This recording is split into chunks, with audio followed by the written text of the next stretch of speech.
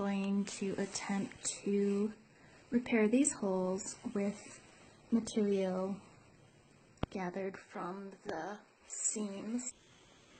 I unraveled some thread from the seam allowance, and I'm going to use that to use for the repair.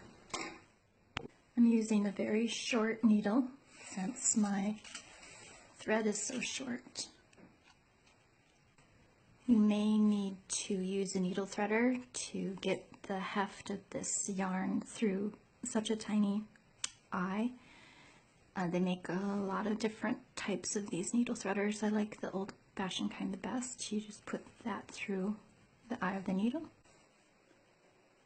Then you have a nice big eye to put your thread through, and then pull it through. I put the area in an embroidery hoop to make it easier, and I'm just going to try and duplicate the weave.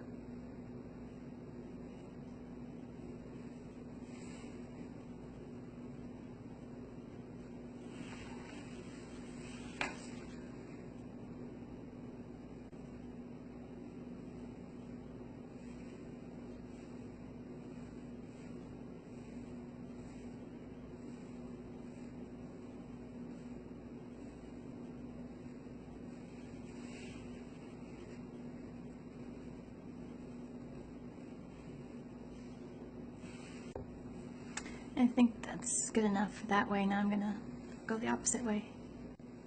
So that's the finished reweave. Obviously, patience and good eyesight are the key here. And you can trim any little fuzzies to make it nice and flat. And then I've taken all of the ends and taken them to the back side, and you just need to tie them off. So as you can see, I've just woven the needle in and out from the threads. In the hole there isn't any threads, so you're making the new weave. And when you pull the thread through, it virtually disappears and makes a new weave.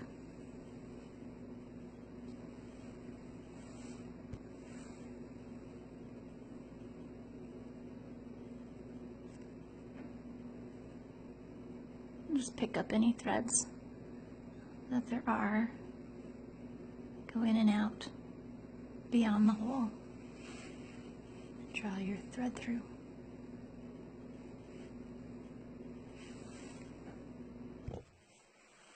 Okay, so that was going up and down on the larger hole, and now I'm going to finish it going across. Here's the finished repair. And the reason I did this technique is the weave is very loose and very conducive to this technique.